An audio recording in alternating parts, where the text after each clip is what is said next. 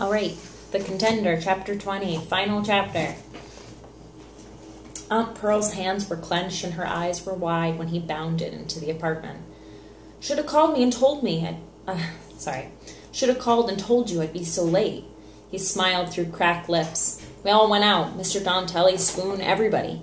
Jelly's got this new job at a fancy restaurant, number 3 vegetable man, 6 round meals a day. He says, who wants square meals? And we all, Alfred, don't mind all the tape on my face. He kissed her damp forehead and peeled off his coat. It looks worse than it is. I feel police were here. Police? He let his coat and cap fall to the kitchen floor. What for? They're after James. What's he done? He broke into Epstein's tonight, right through the front window. They saw him, but he got away. Why'd they come here? They were very nice and all. They knew from last time that you and James was friends. Right through the front window? Why'd he do a fool thing like that, Alfred? He shrugged. Well, I hope he gets away. I don't think he's gonna. Why not? The police said he cut himself real bad getting out again. Blood all over.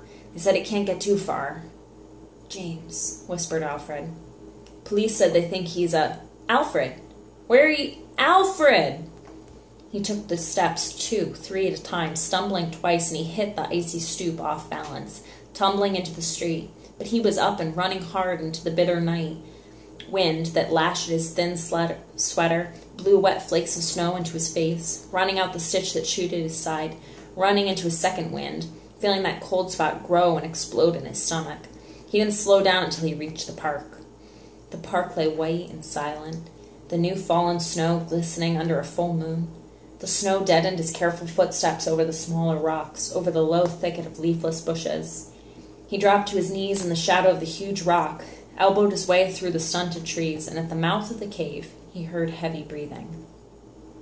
James, he whispered. The breathing stopped. It's me, Alfred. What do you want? Come to help you, said Alfred. Just go away. He moved in closer, his knees quivering as the snow seeped through his trousers. Go away! My cave too, James, remember? He crawled in. A wooden match flared, and he saw James, crouched like a cat, his eyes wide, sweat bubbling on his face. Before the match burned down into James's fingertips, Alfred saw the dark, widening stain on his torn coat sleeve, and the blood running off his hand. You're cut bad. That's my business.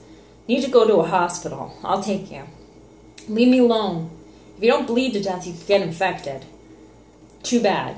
This ain't the movies, James. You could lose your arm. The breathing began to slow down, grow shallower. James, it hurts. Let me wrap it up. James lit another match, and Alfred ripped off the torn coat sleeve and tied his handkerchief round the cut.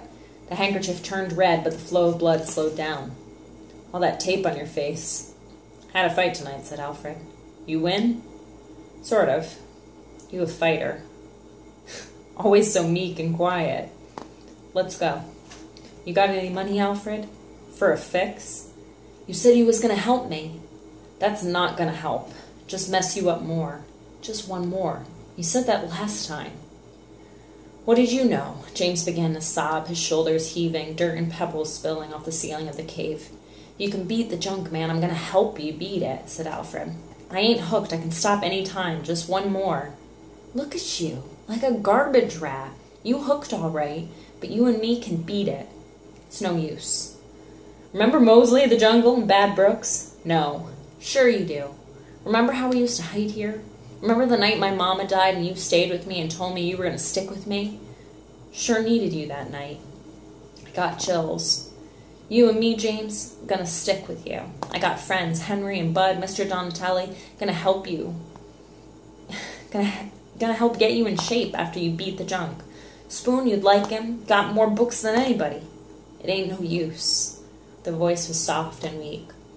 I'm gonna go to night school. You come too. Gonna work in a recreation center for little kids. You can come help. He was always so comical. Get you a job. Grocery boy, said James. For a start, nothing's promised you, man, but you ain't gonna know nothing till you try. Maybe get to build things like you always wanted.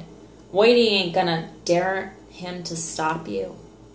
Dare him to stop you. Dare anybody if you and me partners again.